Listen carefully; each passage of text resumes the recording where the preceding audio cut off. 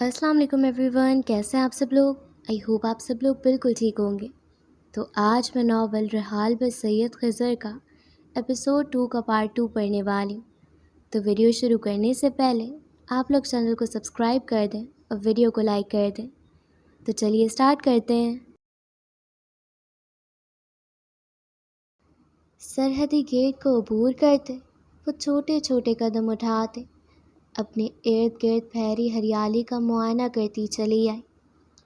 وہ ایک پرتعیش گھر تھا، جیسے کوئی حویلی ہو۔ ہر ایک کمرے کی بتی روشن تھی، مگر گھاس پہ سنہری رنگوں میں پڑ رہی تھی۔ وہ گھاس کے درمیان میں بنے پتھر کی راہداری پہ چلتی آ رہی تھی۔ گاڑی کی ہیڈ لائٹس بند ہو چکی تھیں، ڈرائیور دور رہ گیا تھا۔ اب وہ اکیلے تھی، ایک ہاتھ میں پرس، ایک ہاتھ میں رول شدہ کاغذ۔ اس نے مایا پریڈ کے گہرے سفید رنگ کا ایک ہلکی کڑھائی والا لباس پہن رکھا تھا اور بال کھلے ہوئے کندھے پہ ٹھہرے ہوئے تھے، جن پہ سفید روشنی چھن کر پڑ رہی تھی۔ دروازے کی ڈور بیل بجاتے وہ ایک طرف کو ہو کر کھڑی ہو گئی۔ البتہ پیچھے اس سے گارڈ نے پوچھا تھا کہ اس کو کس سے ملنا ہے، مگر کوئی بھی اب تک دروازے تک نہیں آیا تھا۔ دروازے کے پٹ ایک بس کے ساتھ جدا ہوئے۔ اندر سے کوئی سر پہ دوپٹہ رکھے باہر آیا تھا۔ سانولی رنگت، ہلکے رنگ کا لباس، کھری زدہ چہرہ۔ آپ تشریف لائیں، سبحان صاحب آتے ہیں۔ سرگل نے بس سر ہلا دیا۔ آپ کی تعریف؟ اس نے نہ چاہتے ہوئے بھی پوچھ لیا، البتہ حلیے سے وہ کوئی ملازم لگتی تھی۔ سامنے کھڑی عورت نے سر ناخواستہ انداز میں پھیر لیا۔ سبحان صاحب کی بیوی۔ اور پھر دروازے سے ہٹتے اس نے زرگل کو راستہ دیا، مگر زرگل اسے دیکھتی رہ گئی تھی۔ دہلیز کے قریب اس کے پاؤں کی انگلیاں یکدم ایک ساتھ سمٹ گئیں۔ دل ایک لمحے میں ڈوبنے لگا۔ بیوی؟ سبحان کی بیوی بھی تھی؟ پھر وہ پرپوزل؟ زرگل کے ڈھیلے قدموں نے ایک در سے دوسرے میں قدم رکھا۔ ہاتھوں میں پکڑے کاغذ سے گرفت کمزور ہونے لگی اور نظریں اندر آتے گھر کا معائنہ کرنے لگی۔ اس کے آگے آگے وہی عورت تھی جو اس کو شاید ڈائننگ روم تک لے جا رہی تھی، مگر ہر طرف بے یقینی ہی بے یقینی تھی۔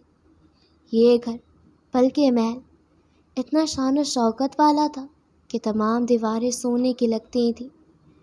فرش جو ہیرے کی طرح شفافیت سے چمک رہا تھا، اس پہ لوگوں کا دھندلا عکس بھی پڑتا تھا، مگر وہ دائیں ہاتھ کو مروڑتی چلی جا رہی تھی۔ ہیل کی ٹک ٹک بھاری فرش پہ گونج کے ابھر رہی تھی، مگر وہ اب تک اسے ایک بات سے دماغ ہٹا نہیں پائی تھی۔ سبحان شادی شدہ تھا۔ ڈائننگ روم کا دروازہ کھولا گیا تو اندر سے بخور کی تازہ اور حواسوں پہ چھا جانے والی خوشبو ناک کے نتنوں میں گھس گئی۔ وہ اتنی تیز تھی کہ یکدم سر پہ چبھنے لگی، مگر زرگل ایک طرف کو آتے سفید رنگ کے صوفے پہ براجمان ہو گئی۔ ایک پہلو پہ دوسرا رکھا اور دوپٹے کو نزاکت سے کندھے پہ ٹھیک کیا۔ ہاتھ بڑھا کر ساتھ پڑے کاغذ برابر صوفے پہ رکھ دیے۔ کلائی پہ بندھی گھڑی پہ وقت دیکھا اور پھر انتظار کی گھڑیاں گرنے لگی۔ ساتھ ساتھ وہ دیواروں پر لگی مختلف آیت کی خطاطی بھی دیکھ رہی تھی، جنہوں نے دیوار کا سنہرا سفید رنگ اپنے پیچھے چھپا رکھا تھا۔ ایک دیوار پہ وال پیپر تھا جس کے ساتھ نیٹ کے پردے لگے ہوئے تھے۔ باہر لان کا منظر دکھائی دیتا تھا۔ زرگل پاؤں جھلانے لگی۔ ٹیبل پہ رکھی آئل ویٹ سٹکس دیکھی جن سے بخور کی خوشبو آ رہی تھی۔ اس نے چاہا کہ وہ اس کو اٹھ کر بجھا دے، مگر ایک جگہ بیٹھی رہی۔ خود کو آرام دہ کرنے کی کوشش کی، مگر کچھ تھا وہاں کے ماحول میں جو بہت اکتاہٹ اپنے ساتھ لا رہا تھا، جو دل بھاری کر رہا تھا۔ دو دروازے سے چرچرانے کی آواز گونجی تو بے ساختہ اس کی نظریں پورے دروازے پر ٹھہر گئیں۔ اس کو پار کرتے سبحان رحمت اسے مسکراتے ہوئے دیکھ رہا تھا۔ زرگل ملک، آئی ایم پلیزنٹلی سرپرائزڈ۔ اس نے ہاتھ جلا کر جواب دیا۔ سرگل خاموش رہی۔ اتنے اچانک، اتنی رات بنا بتائے کیسے آنا ہوا؟ وہ قدم قدم چلتا اس کے مقابل صوفے پہ تشریف رکھے بیٹھ رہا تھا۔ فی الوقت وقت وہ ایک عام سی ٹی شرٹ اور ٹراؤزر میں موجود تھا۔ چہرے سے چشمہ غائب تھا۔ تم سے ایک ضروری بات کرنی تھی صوبان، وہ بولی تو آواز کو ہموار رکھا۔ البتہ دل چاہا تھا وہ سامنے بیٹھے شخص کے چہرے سے مسکراہٹ نوچ اتارے۔ مجھے کال کر دیتی، I'm sure میرا نمبر تو ہوگا۔ ابھی ہم اتنے اجنبی تو نہیں ہوئے۔ البتہ میں واقعی تمہارے لیے افسردہ ہوں۔ آئی ہوپ آگے کی زندگی میں تمہیں ملک ہولڈنگ سے بھی زیادہ اچھی اپورچونیٹیز حاصل ہوں۔ اس نے لب باہم ملائے۔ There's only up from here۔ سرگل نے ہاتھوں کو اتنی مضبوطی سے باندھ رکھا تھا کہ ان پہ پسینہ جمع ہونا شروع ہو گیا۔ البتہ وہ خاموشی سے اسے دیکھے گئی۔ سر کو ہلکی سے جنبش تھی۔ مجھے نہیں معلوم تھا کہ تمہاری بیوی بھی ہے۔ I was taken aback when I meet her۔ سرگل نے بھی اسی انداز میں بات جاری کی۔ صوبان نے ہاتھ جھلاتے ہوئے کہا، ایکچولی میری دوسری بیوی فرانس اسٹور پہ ہے۔ اس سے ملنے کے بعد تمہیں اور خوشی ہوتی۔ تم دونوں بہت سملر ہو۔ سرگل کو محسوس ہوا اس کے جسم پہ کوئی بڑا سا مکڑا رینگ اٹھا ہے۔ منہ میں یکدم بہت سا تھوک جمع ہو گیا تھا۔ اسے سامنے بیٹھے شخص کی جرات اور مسکراہٹ سے یکدم گھٹن محسوس ہوئی۔ اسے اپنی بات کر کے یہاں سے نکل جانا چاہیے تھا، یا پھر شاید اسے یہاں آنا ہی نہیں چاہیے تھا۔ اے سی کی ٹھنڈک بھی اس کے قلموں سے بھرتے پسینوں کو روک نہیں پائی تھی۔ خیر، میں یہاں کوئی اور بات کرنے آئی تھی۔ سرگل نے پش صوفے سے ہٹائی تو ٹھنڈی ہوا کی لہر محسوس ہوئی۔ اس نے ہاتھ کو بڑھا کر برابر صوفے سے رول شدہ کاغذ اٹھائے اور انہیں اپنے اور صوبان کے درمیان موجود کانچ کے ٹیبل پہ کھول کے رکھ دیا۔ 55 لاکھ، میرا ہے یہ پیسے اس سے کئی گنا کم ہے جو تم نے شہرزاد ہولڈنگز کے ہاتھ میں رکھے۔ خیر، 55 لاکھ اور یہ ڈیزائن تمہارے ہوئے، اور یہ قصہ یہاں تمام ہو جائے گا۔ Simple is that. سرگل نے آرام دہ انداز میں واپس پش صوفے سے ٹکا لی۔ البتہ آواز کو نارمل رکھنا مشکل ہو رہا تھا۔ سامنے بیٹھے شخص کے چہرے سے رنگ فک ہوا، پھر کچھ سوچنے کے تاثرات، پھر لب بھینچنے کے تاثرات، اور پھر دانت پیستے ہوئے تاثرات۔ وہ یہ سب دیکھتے جتنا محسوس ہوئی تھی، اس کے دل اندر سے اتنی ہی شدت سے کانپ بھی رہا تھا۔ تمہیں معلوم ہے سرگل، تم میرے ہی گھر آ کر مجھ پہ ہی الزام لگا رہی ہو۔ مجھے نہیں لگتا عدالت کو یہاں کے CCTV کیمروں سے موصول ہوئی ویڈیو کچھ خاص پسند آئے گی۔ سامنے بیٹھے شخص کاغذات پہ ہاتھ پھیرتے، ان کا معائنہ کرتے، بہت عام سے انداز میں کہہ رہا تھا۔ سرگل کو اس کی بے نیازی پہ اشتیاق آیا۔ بالکل صوبان، تبھی تو میں نے بولا ہمیں عدالت جانے کی ضرورت نہیں۔ 55 لاکھ میرے اکاؤنٹ میں، یہ کاغذ تمہارے، اور یہ قصہ یہاں بند ہو جائے گا۔ وہ بھی اسی کے انداز میں بولی تھی۔ صوبان نے اطمینان سے چہرہ اٹھایا۔ مگر میرا تمہارے پروجیکٹس، شہرزاد ہولڈنگز اور تمہارے دستبرداری سے کوئی لینا دینا نہیں ہے۔ وہ بھی پیچھے ہو کے بیٹھ گیا، ہاتھ ایک ساتھ فولڈ کر لیے۔ البتہ اس کی نظروں کے سامنے بیٹھی لڑکی اس کی بات سے بے نیاز فون کا کیمرہ کھولے اس میں اپنی شکل دیکھتے لبوں پہ لپ گلاس لگا رہی تھی۔ صوبان کو یقین بھی نہ آیا کہ وہ کبھی اس لڑکی سے محبت میں مبتلا تھا۔ اسے اس وقت زہر لگ رہی تھی۔ سرگل نے کیمرہ بند کیا، لپ گلاس کو واپس فون کے پیچھے ارسا، پھر مسکراہٹ دبائے صوبان کو دیکھا، جس کی آنکھوں میں اس کے لیے صاف ناپسندیدگی واضح تھی۔ تم نے مجھ سے چائے یا کافی کا نہیں پوچھا؟ یہ سب کیا ہے سرگل؟ اس نے سرگل کی بات کاٹی۔ میرا کڑک چائے پینے کا دل ہے۔ آج دوپہر سے ہوئے واقعے نے سر میں درد کر دیا ہے۔ سرگل اپنی رو میں بولے گئی۔ پاؤں میں لرزش تھی مگر وہ بولے گئی۔ وہ جتنا بولے گی اتنا مضبوط ہوتی جائے گی، سو وہ بولے گی۔ میرا تمہاری زندگی سے کوئی لینا دینا نہیں ہے زرگل، نہ پروفیشنلی نہ پرسنلی۔ زرگل نے اس کی بات کو نظر انداز کرتے ایک انگلی کو لبوں پہ رکھا، اپنی انگلی کو بوسا دیا اور پھر آگے بڑھتے اس نے انگلی کو کاغذات کے کنارے پر نقش کر دیا۔ وہاں لپ گلاس کا گلابی نشان پیوست ہو گیا تھا۔ پھر اس نے فون کھولا اور ریکارڈنگ چلا دی۔ اس کا پروجیکٹ ہی تو رد ہوا ہے، کم از کم پرپوزل تو نہیں۔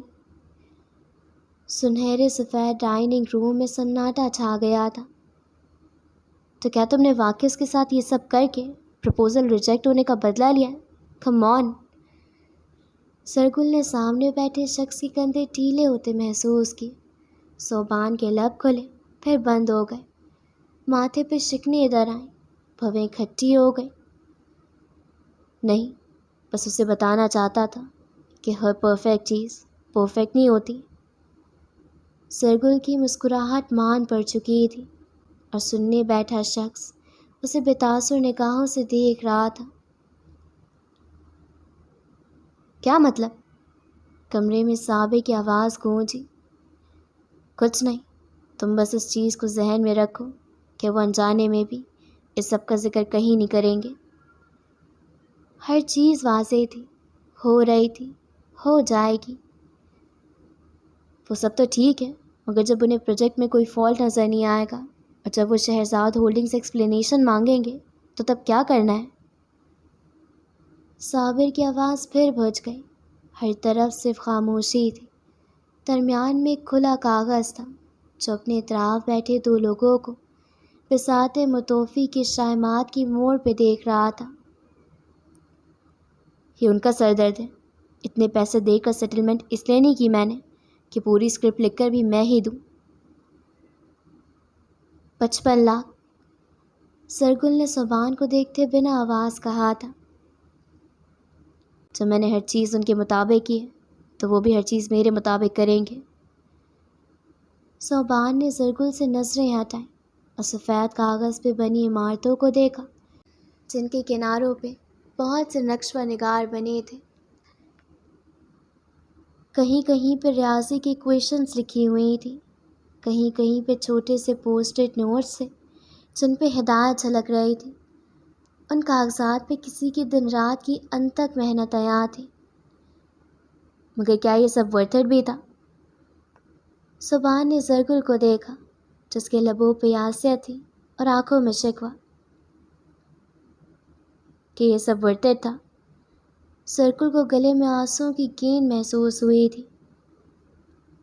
بالکل تھا، میں محبت کرتا تھا اس سے، اور اس نے 2 لمحے میرے پرپوزل کو بغیر کوئی سیکنڈ تھاٹ دیے انکار کر دیا۔ اب اس کو معلوم ہونا چاہیے کہ جب کوئی آپ کو رد کرتا ہے تو کیسا محسوس ہوتا ہے۔ اور پھر ریکارڈنگ بند ہو گئی، سناٹا چھا گیا۔ صوبان کے جبڑے کی رگیں تنی ہوئی تھیں۔ زرگل اس کو دیکھے گئی، آنکھوں میں بہت سا پانی در آیا تھا تو اس نے انہیں موند لیا، نظریں سامنے جا رکی جہاں وہ کاغذات پڑے تھے۔ صرف 55 لاکھ ہے میرے اس آرٹ ورک کی قیمت، صرف 55 لاکھ۔ اور پھر میں تم سے کوئی سوال نہیں کروں گی، یہ سب تمہارا ہوگا اور یہ ریکارڈنگ ڈیلیٹ ہو جائے گی۔ صوبان اس کو دیکھ رہا تھا، آنکھیں چھوٹی کر کے۔ اگر تم میرے پرپوزل کو ہاں کر دیتی تو میں یہ سب نہیں کرتا۔ زرگل کی آنکھیں اس کی بات پہ بے یقینی سے پھیل گئیں، پھر اسے بے اختیار ہنسی آئی۔ میں ہاں کر دیتی جبکہ مجھے یہ بھی معلوم نہیں ہوتا کہ تم 2 عورتوں کے شوہر ہو۔ البتہ صوبان نے بس کندھے اچکا دیے۔ ٹھیک ہے، تم مجھ سے چیک لے جاؤ، it's not a big deal, اس میلو ڈرامے کی ضرورت نہیں تھی۔ زرگل خاموش رہی کیونکہ وہ اس کی آنکھوں کو دیکھ رہی تھی۔ جہاں پہلے بہت سا اعتماد و طنز تھا وہاں اب خالی پن در آیا تھا۔ صوبان اٹھا اور وہ چند لمحے کو روم سے باہر کو نکل گیا تھا۔ جب وہ واپس آیا تو اس کے ہاتھ میں ایک چیک تھا، اس پہ رقم درج تھی، ساتھ دستخط بھی موجود تھے۔ وی آر ڈن ہیئر، اس نے چیک زرگل کی طرف بڑھا دیا۔ زرگل ساتھ اٹھ کھڑی ہوئی اور پھر اس نے چیک تھام لیا، اس کو بغور پڑھا اور نظریں اٹھائیں۔ Have a great time in milk holding Subhan, اس نے کہا تو سبحان سر پھینک کے مسکرایا۔ I must have it better than you, اور پھر ہاتھ کے اشارے سے اس کو چلے جانے کا کہا۔ زرگل مسکرائے۔ ناٹ سو پروفیشنل، اس نے سوچا، اور پھر وہ جہاں سے آئی تھی اسی طرف واپس قدم اٹھا لیے۔ جاتے جاتے وہ ایک لمحے کو ٹھہری، پھر نظریں گھمائیں اور ٹیبل پہ پڑے کاغذ کو دیکھا جن پہ اب سبحان کے ہاتھ جمے ہوئے تھے۔ وہ انہیں طے کر رہا تھا۔ زرگل نے اس کی حرکات کو نوٹ کیا اور پھر سنہری آنکھوں کی ماند روشنی سے اسے دیکھتے دھیرے سے بولی، تم میرا صبر تو چھین سکتے ہو سبحان، مگر تم میری تخلیق نہیں چھین سکتے۔ سبحان نے چہرہ اسے اٹھا کر دیکھا جو مسکرا رہی تھی، کیونکہ تم ہمیشہ ماں مار رہو گے اور میں ہمیشہ لکھاری رہوں گی۔ اور پھر زرگل نے قدم باہر کو بڑھا دیے، چیک کو پرس میں سنبھال کے رکھ لیا۔ بہت سے دروازے اس کے پیچھے بند ہو گئے، مگر اسے اب کسی بھی دروازے کی باز گشت خود پہ حاوی ہوتی محسوس نہیں ہوئی تھی۔ اس کی کہانی کو جہاں ختم ہونا تھا وہ اسے وہاں تک تمام کرائی تھی۔ گھر سے باہر نکلتے اس نے مسکراتے ہوئے اس محل نما گھر کو دیکھا، پھر اسے یاد آیا کہ وہ لپ گلاس کا نشان اب تک اس کاغذ پہ ہمیشہ ہمیشہ کے لیے ثبت ہو چکا ہوگا۔ اب یہ سوال اس پیرس میں موجود بیوی کے حق میں لکھا ہوا تھا کہ وہ اپنے شوہر سے پوچھے گی کہ اس کے آفس ورک کی چیزوں میں کسی لڑکی کی لپ گلاس کا نشان کہاں سے آیا۔ زرگل کو اپنی گاڑی کی جلتی ہوئی ہیڈ لائٹس دکھائی دینے لگی تو اس کے قدموں کی رفتار میں اضافہ در آیا۔ ایک عمارت ٹوٹ کے زمین بوس ہو چکی تھی، مگر اسے اب نظریں آگے کو اٹھائے ایک نئے مینار کی تعمیر کے لیے خود کو تیار کرنا تھا۔ 2 ہفتے اس نے خود کو یاد دہانی کرائے۔ 2 ہفتے۔ گاڑی کا دروازہ کھولتے وہ اندر بیٹھی تو شیشوں کے پار اس کی وہی چمکتا محل نظر آیا۔ وہاں کی بتیاں اب بھی جل رہی تھیں، مگر اس گاڑی میں جہاں وہ بیٹھی ہوئی تھی وہاں اندھیرا تھا۔ اس نے بیگ سے فون نکالا، اس کو روشن کیا۔ دماغ پر گرفتاری سے کام کر رہا تھا، جیسے اب سب معلوم ہو کہ اسے کیا اور کیسے کرنا ہے۔ اس نے انسٹاگرام کھولا۔ بہت نیچے جاتے اس کو وہ اکاؤنٹ مل گیا تھا، مہرین۔ اس نے مہرین سے کی گئی چیٹ کھولی جو 5 سال پرانی تھی۔ وہ خزاں کے موسم میں کی گئی آخری بار تھی۔ زرگل نے انگلیاں چلاتے ایک پیغام لکھنا شروع کیا، مگر پھر نظریں بے ساختہ اس چمکتے محل پہ جا ٹھہری۔ اس کے ہاتھ مکمل رک گئے، آنکھوں میں سنہرے رنگ بکھر گئے، مگر یہ اس کے نہیں تھے۔ افسوس یہ رنگ اس کے نہیں تھے، افسوس۔ گاڑی زن سے آگے بڑھ گئی تھی، مگر وہ محل نہیں بڑھ پایا، یہاں تک کہ زرگل کی آنکھوں میں پانی ٹھہرایا اور پھر وہ بہنا شروع ہو گئے، بن آواز، بن مطلب، بے زبان آنسو جن کا کوئی مقصد نہیں تھا۔ وہ بس بہہ رہے تھے اور زرگل بس یوں ہی بیٹھے باہر کو دیکھ رہی تھی، نم آنکھوں کے ساتھ۔ گود میں رکھا فون بجھ چکا تھا، مہرین کو لکھا جانے والا پیغام ادھورا رہ گیا۔ دماغ تھک رہا تھا، اور جب دماغ تھک جاتا ہے تو وہ انسان کو بتاتا ہے کہ زرگل ایک انفورسین فیوچر کی خواہ ہے، اپنی زندگی کا سب سے اہم اثاثہ دور چھوڑ آئی ہے، اور یہ سوچ بہت درد کے ساتھ اس کے ذہن پہ وار کر گئی تھی، اتنی زور سے کہ بہت سی چیزوں سے لمحے بھر میں دل اٹھ گیا تھا۔ اپنی رائٹر بڈی کو 5 سال بعد رابطہ کرنے سے بھی۔ عبدالصوبان بن رحمت احد اس کی زندگی میں شامل سب سے چھوٹا شخص تھا، ایک معمولی سا کولی جس نے اس کو بہت سے پروجیکٹس میں مدد کی تھی، مگر وہ جاتے جاتے بھی زرگل کی زندگی سے بہت کچھ لے گیا تھا، اس کی محنت، اس کی کامیابی، اس کی چمک۔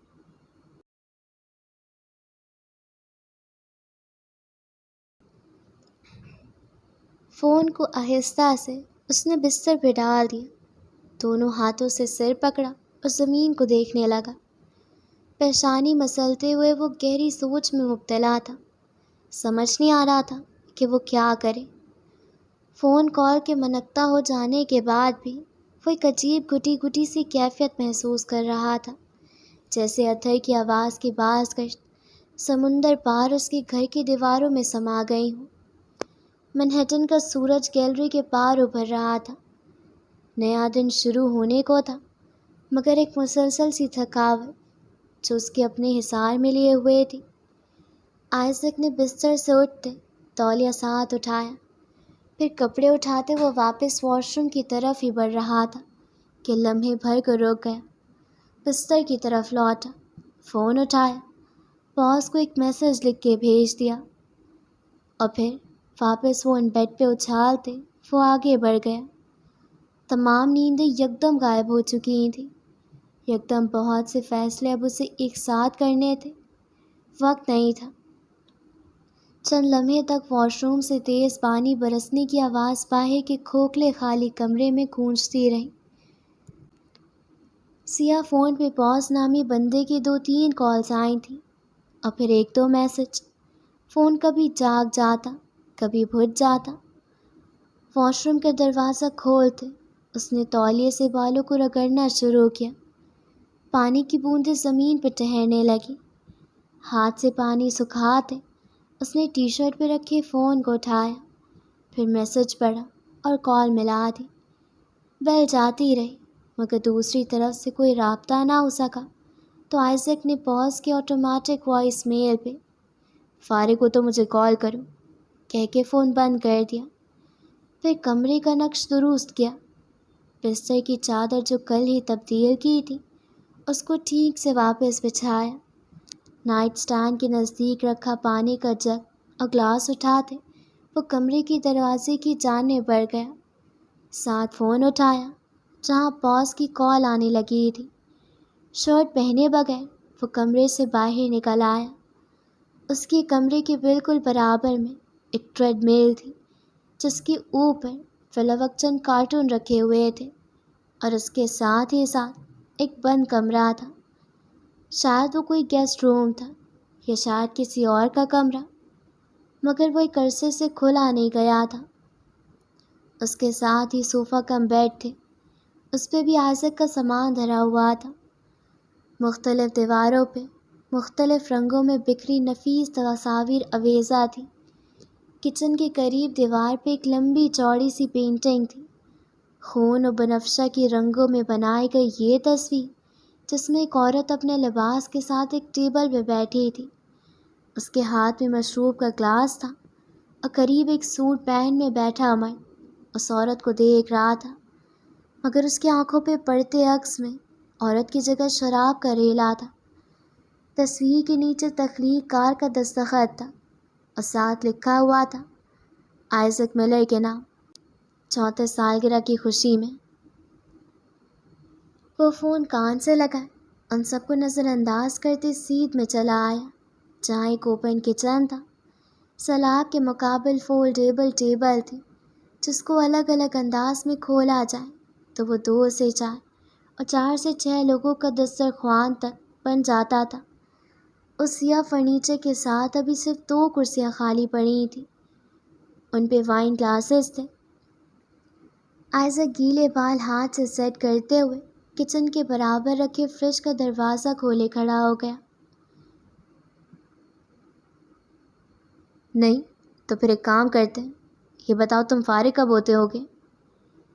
نہایت نارمل انداز میں کہتے اس نے ریک سے 2 انڈے نکالے۔ میرا لنچ بریک تو 10 پہ ہوگا، تمہیں جو بات کرنی ہے ابھی کر لو۔ فون پہ نہیں سمجھا سکتا، بیٹھ کے بات کرتے ہیں۔ پھر اس نے دودھ کا ڈبہ نکالا، مکھن اور بہت۔ ٹھیک ہے، پھر میں کام وغیرہ نپٹا کر آتا ہوں۔ اس نے سامان چولہے کے نزدیک سفید سلیب پر رکھا۔ آج ریسٹوران ہی جاؤ گے؟ جاؤں گا، ایک لفظی جواب دیا۔ پھر اس وقت اٹھے ہوئے کیوں؟ کل رات تو تم آؤٹر ہیون میں تھے نا؟ آئزک نے گہری سانس بھری۔ مل کر بات کرتے ہیں باس۔ ٹھیک ہے، رات کو سب ملنے بیٹھ رہے ہیں، تم آؤ گے؟ فون رکھتے رکھتے دوسری طرف سے سوال آیا۔ آف کورس میں آؤں گا۔ اور پھر آئزک نے فون بند کر دیا، فون سلیب پہ رکھا، پھر بکھرے سامان کو دیکھنے لگا۔ آج اس نے ناشتہ گھر سے کرنے کا ارادہ کیا تھا۔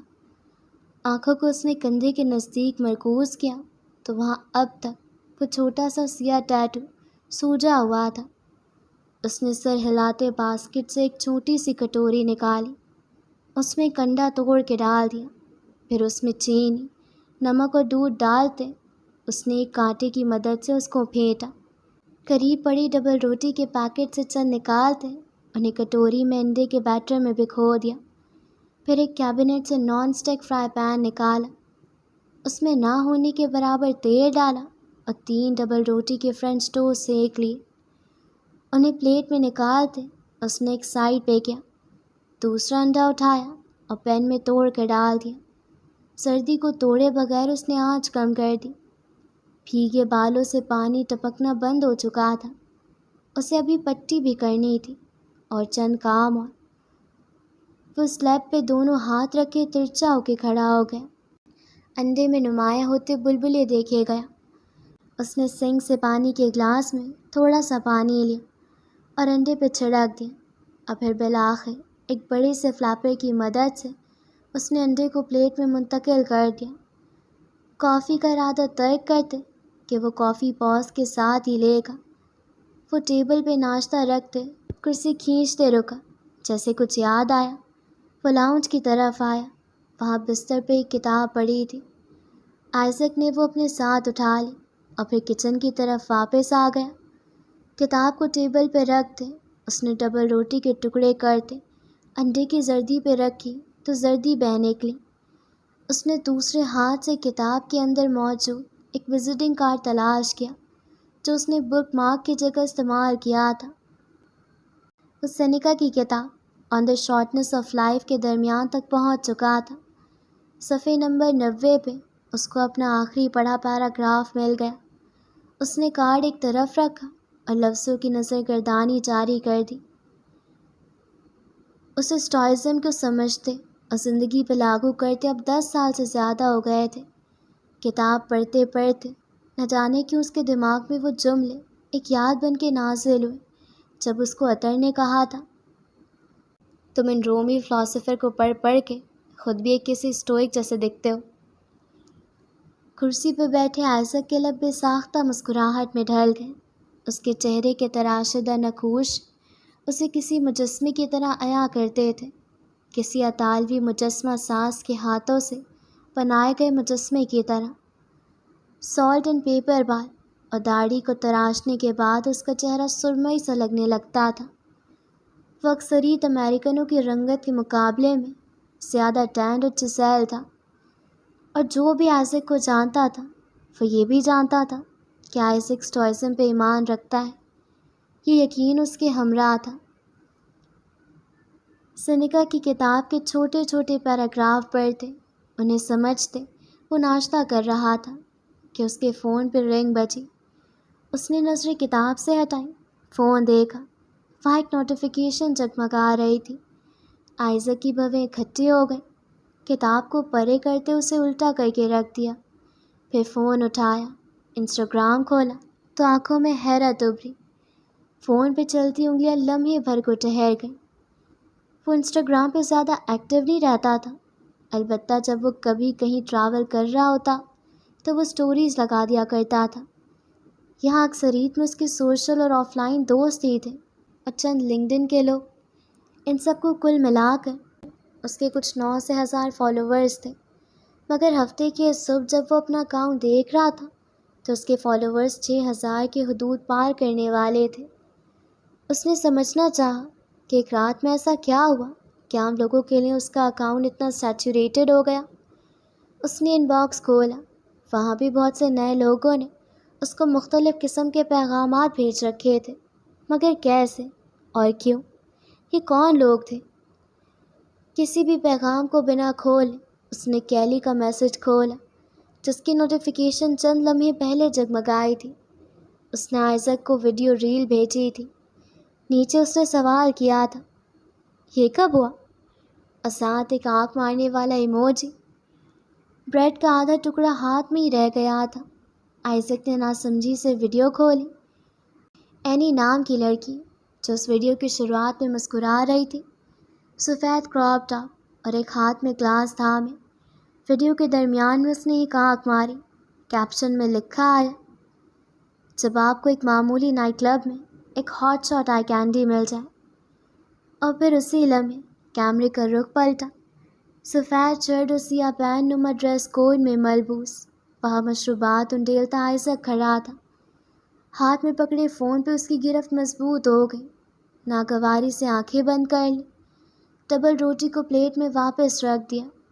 اس نے ویڈیو کے آخری لمحات میں دیکھے جس میں وہ کہہ رہا تھا کہ کیا اس کو شرٹ اتار دینی چاہیے، اور شاید اس نے درست کہا تھا۔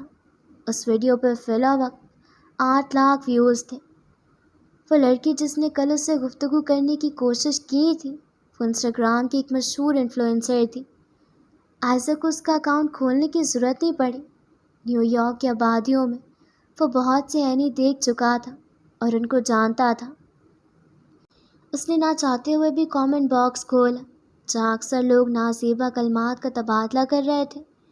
چند سنجیدہ لوگ اس سوال کو نشانہ بنا رہے تھے کہ کیا اینی نے یہ ویڈیو پوسٹ کرنے سے پہلے بارٹینڈر سے اجازت لی تھی۔ مزید لوگ نیچے آئزک کی شناخت معلوم کرنے کی کوشش میں تھے۔ ایک اجنبی نے لکھا تھا، what's his I D, asking for a friend. البتہ جب آئزک نے اس ویڈیو کے سب سے اوپر کامنٹ کو دیکھا تو تمام معاملہ سلجھ چکا تھا۔ اس کا ایک کافی دور کا دوست اس کی آئی ڈی کو مینشن کرتے اس کامنٹ باکس میں موجود ہر شخص کے لیے خدمت خلق سر انجام دے چکا تھا۔ ساتھ اس نے لکھا، تھینک می لیٹر۔ اینی نے اس کامنٹ کو پن کر دیا تھا، ایسے کہ جو بھی اس ویڈیو کا کامنٹ باکس کھولے اس کو سب سے پہلے صاف صاف آئزک کی آئی ڈی نظر آ جائے۔ کرسی پر بیٹھا شخص تقریباً اپنا سر پکڑ کے بیٹھ گیا۔ اس نے لمحے کی تیزی کے ساتھ وہ ویڈیو اس لڑکی کو بھیجی، پھر ساتھ لکھا، گڈ مارننگ، امید ہے آپ خیریت سے ہوں گی۔ برائے مہربانی اس ویڈیو کو ڈیلیٹ کر دیں، شکریہ۔ بھیجنے سے پہلے اس نے کچھ سوچتے ہوئے ایموجی والا خانہ کھولا۔ وہاں سے میسج کے ساتھ چند سرخ رنگ کے دل لگا دیے، اور پھر ایک دفعہ اور اپنا میسج پڑھتے ہوئے بھیج دیا۔ انسٹاگرام بند کرتے اس نے ایپ ڈیلیٹ کر دی تھی۔ امید تھی کہ اگلے دن جب وہ واپس اس ایپ کو ڈاؤن لوڈ کرے گا تو وہ ویڈیو وہاں موجود نہیں ہوگی۔ آئزک نے واٹس ایپ کھولتے کیلی کو کال ملائی۔ ساتھ ساتھ وہ آدھا بچا ناشتہ کرنے لگا۔ ساتھ پڑھی کتاب اس کا منہ تکتی رہ گئی۔ رات کو تم آؤ گے؟ آئزک نے بیزاری سے سانس کھینچی۔ آج ہر کوئی مجھ سے یہی سوال کیوں کر رہا ہے؟ منہ میں نوالا رکھا، کیونکہ تم اکثر ہمیں ڈچ کر دیتے ہو، اس لیے کہ میں مصروف ہوتا ہوں۔ دوسری طرف موجود لڑکی تمسخرانہ انداز میں ہنسی۔ آئزک اس کی ہنسی سنتے مسکرایا تھا۔ ہنس کیوں رہی ہو؟ تمہاری مصروفیات معلوم ہے مجھے زیک، بار سے ریسٹورانٹ سے اکیلے آؤٹنگ۔ تم کبھی گھر میں ہوتے ہو؟ تم ہمیشہ گھر سے باہر ہوتے ہو، اکیلے۔ آئزک کو محسوس ہوا کہ کیلی نے نرمی سے گلا کیا ہے۔ اس نے خاموشی برتی، پھر بولا، آج ملتے ہیں، پھر تفصیل سے بات کریں گے۔ کیا ہم ویڈیو والے واقعے پہ بات کریں؟ آئزک نے آنکھیں گھمائی، بالکل نہیں، اور پھر کال بند کر دی۔ بالآخر وہ کرسی دھکیلتے اٹھا۔ اب اس کو گھر سمیٹنا تھا، پھر ورزش کرے گا، اور پھر اسے پوس کی بوتیک جانا تھا۔ آج کا دن مصروفیات سے لبریز تھا، مگر آج کی رات کے لیے وہ پرمسرت تھا۔ بالآخر اس کا فرینڈ سرکل ایک ساتھ اکٹھا ہو رہا تھا، اور یہ موقع سالوں بعد آیا کرتا تھا، کیونکہ اکثر اب شادی شدہ تھے اور نیو یارک سے باہر سیٹل ہو چکے تھے۔ چند اپنے بچوں میں مصروف تھے اور چند اپنی 9 to 5 میں۔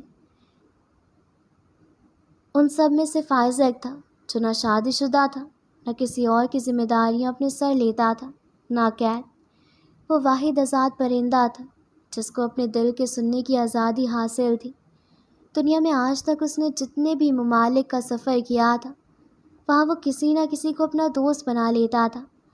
اس کے لوگ جگہ جگہ پھیلتے تھے، اسی لیے اس کا فرینڈ سرکل ایک جگہ محدود نہیں تھا۔ ناقابل وضاحت تاثرات کے ساتھ آئزک نے کتاب اور پلیٹ وغیرہ ٹیبل سے اٹھائے اور وہ کچن کی طرف بڑھ گیا۔ جسم میں تھکن محسوس ہو رہی تھی، مگر آج بھی شاید اس کو ریسٹ نہیں مل پائے گا، اس نے سوچا۔ مگر خیر تھی، کیونکہ زندگی خوبصورت ضرور تھی۔ کمرے کی جانب بڑھتے ہوئے اس نے ایک باکس بھی ساتھ اٹھا لیا تھا۔ اس میں سے پٹی نکالتے وہ اپنے بازو اور گردن کے درمیان بنے ٹیٹو کو نفاست سے مرہم پٹی کر رہا تھا تاکہ اس کی تکلیف کم سے کم ہو جائے۔ پٹی باندھتے ساتھ ہی اس نے ہاتھ کو اوپر نیچے کرتے خون کے بہاؤ کو ربط برقرار کیا، پھر ساتھ پڑی ٹی شرٹ اٹھائی، گلے سے ہاتھ تک اس کو تن پہ ڈال لیا۔ اب وہ 10 بجنے تک گھریلو کام جتنے سمیٹ سکتا تھا اسے سمیٹنا تھا۔